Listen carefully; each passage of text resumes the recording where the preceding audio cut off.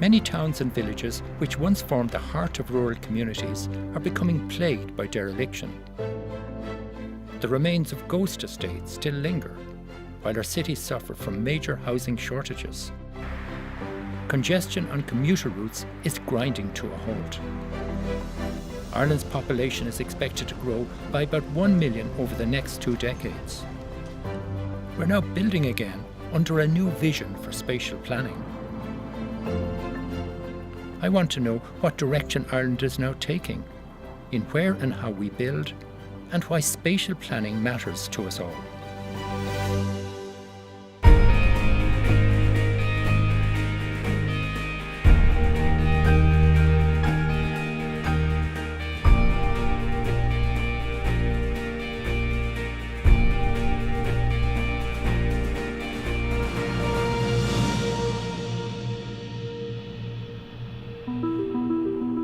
For most of human history, we've lived in small interdependent communities. From early ring fort and monastic settlements to clock-on communal villages, which later evolved into market towns. In the 19th century, blight, famine and the Industrial Revolution led to the massive movement from country to city life. To escape city squalor, tenement living and air pollution, new rail lines enabled people to resettle in new towns, in attractive amenity areas where they walked or cycled short trips. Mass production of the motor car facilitated many to build larger homes out of town on green field sites, or low-density areas where rail became redundant. Irish people now spend more time in cars than any country in Europe. The health impacts of this is now being taken seriously by a new cross-governmental initiative called Healthy Ireland, led by Kate O'Flaherty. The health and well-being of our population is pretty much our greatest asset. The economic and social progress of our country depends on the health of our population, but we face many challenges. We have an ageing population, chronic diseases are on the rise, and that really points towards a very costly future, both in terms of healthcare costs, but also in terms of lives lost and quality of life lost. A lot of that chronic disease, from diabetes to heart disease to some dementias to some cancers, it's preventable through the lifestyle choices that we make. How does our built environment affect our health? For example, the way that our cities and towns are planned and how we plan our transport can impact on our ability to be physically active. Footpaths, cycle paths, where the location of things are planned, such as schools, relative to where people live. Safety is very important, so that people feel safe, that they can be out and about and choose to walk or cycle. Another thing is having access to green space and to nature. It's really important as we plan for the future that we think about how do we, on a very practical level, make those changes easier for people to do in terms of going around their daily lives. What we build, how we build, and where we build has long-lasting impacts for society. Here in Dublin, the major shortage of homes within the city has driven a building boom that's struggling to catch up with demand. Ireland is building again, and with the pressure to build new homes, I want to find out if we're finally getting it right. Dr. Conor Norton is one of Ireland's foremost experts on sustainable spatial planning. Conor, have we lessons to learn from what we've done in the past? I think there's a lot of lessons to be learned. The sort of, if you want to call it urbanism that we followed was essentially an urbanism that was around suburbanisation. Sprawl. Sprawl. And what are the problems with low density development like that? Low density means that people are in fact dependent on the car, and we find it very hard to provide public transport services in an economic fashion to low density areas. Where we don't have an adequate density, if you like, of population, we don't get the critical mass for local services, local shops. The effect has been, in some cases, catastrophic for small villages and towns in particular. We have witnessed a very great loss of population and community, and that has had social, it's had economic, and it's had environmental impacts for small towns and villages. When we look at new development in our countryside, we know that farmers need to live in the country. It's critical to them, but development that sprawls out like one-off houses, how do we deal with that issue into the future?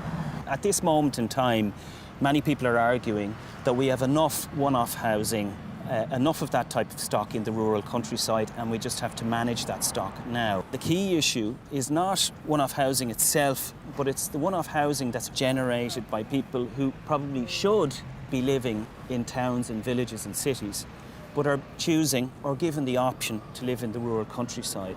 It's important to distinguish between urban generated housing and the housing that's associated with established communities, rural businesses, enterprise and agriculture. I think what we need to do is we need to try and get the communities back into our town centres, our city centres and our village centres. We need to get very, very high quality apartments and townhouses and variety and choice. But families will choose to come into an urban centre if the educational facilities are there, if there's a very high quality urban environment, if it's a safe place for children, if it's not dominated by traffic, and it offers a lot of advantages over the other options that are out there. With the shortage of family accommodation in the city, Dublin's commuter belts are extending further out, while roads are reaching their tolerable limits of congestion. So can Ireland's other cities shoulder some of this growth, attract jobs and build sustainably? Waterford is Ireland's smallest and oldest city, but is arguably doing the most to fix the problems of their planning past. Their now famous 46-kilometre greenway to Dungarvan is a sign of their commitment. Local resident Eamon McEnany is director of Waterford's museums. He also plays a major part in helping to shape the rejuvenation of Waterford City. Here we're over the medieval vaults of the old palace. Originally the palace faced towards the cathedral in the 18th century, and again they were rethinking the city in the 18th century. This is the town wall, and they were saying, let's build the palace that it's faced outwards. The gentry and the people of Waterford, when they call it promenading up here in the middle of the 18th century of a summer's evening, they would see this beautiful facade. Right. And the idea was, again, to make the city a livable place for people. And we're trying to recapture that again in the 21st century. This area here, for example, was a car park up to 10 years ago. We put up sculptures here that were a bit interactive, and I'd say there's scarcely a Saturday that you wouldn't come here. There'd be a married couple coming here to have their photograph taken. This was a car park going back? This was a car park, yeah. And actually that was a car park and Cathedral Square was a car park. So right. All of this has been pedestrianised. We've unblocked this archway here. This was always an archway in the 18th century. And then here you've got social housing. The ground floor is for people of a certain age. And then the top 2 floors are for families. And we're developing these here. These are the oldest houses in Ireland. The timbers in these houses go back to the 1460s. It's a massive amount of history. Oh, the whole town is layered in history. And have you pedestrianised in other shopping streets? Oh yeah, most of the shopping streets are pedestrianised. You need spaces that people can walk into your shop. They know they can't park immediately outside the door anymore. That's a 1960s idea. It's no longer viable in Ireland. So what's your vision now for Waterford, say 10 years from now or into the future? Well, I'd hope in 20 years or 10 years' time, the North Quays would be developed and we'd have people living there as well, and that we'd have people living in the city centre, and that the spaces above all these shops here, people are actually going to be living in them and participating in urban life like the way they should be, like it has been for 1,000 years. Most of Ireland's building space above street level in towns and cities are predominantly underutilised, obsolete or vacant. However, a few people are still living in Waterford above the shops. So I'm visiting Marjorie O'Connor to see how she finds it. How are you? Good to see you. Come in. Yeah, what a place to live. Panoramic views on the river. Absolutely, isn't it amazing? Wow. How long have you lived here, Marjorie? I'm living here 43 years. Right, and do you like it? It's a long time. I love it. I wouldn't really want to live anywhere else because one is very close to everything. Shops, theatre, there's always hustle and bustle around, and I live alone and I'm never lonely. So would you live outside the city? No. Well, first of all, you'd have to travel to come here, and that's where I want to be. Do you know what I mean? And most people do. If you're coming to theatre, cinema, You have to travel if you're outside, where in the city, everything is on your doorstep. Then they're a nice place to walk that lifts the spirit.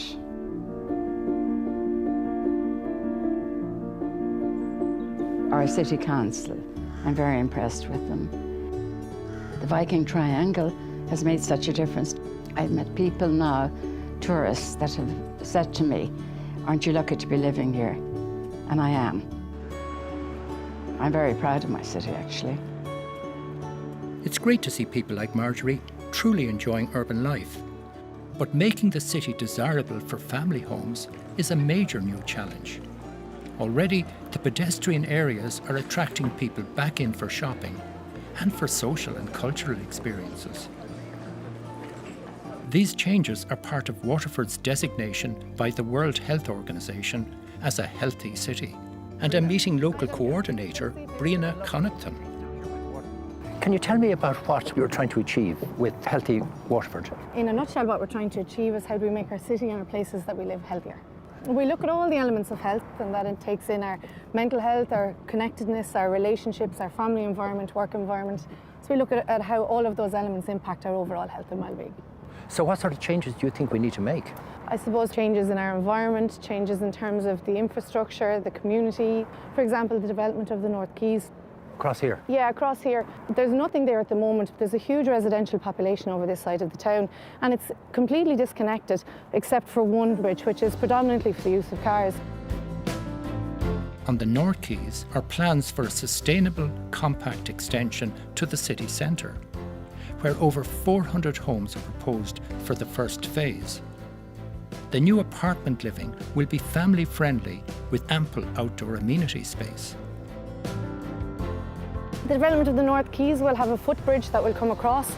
It's a sustainable transport bridge, so it'll be for cyclists, pedestrians. So is your generally policy is to try and minimise use of cars in cities, is it?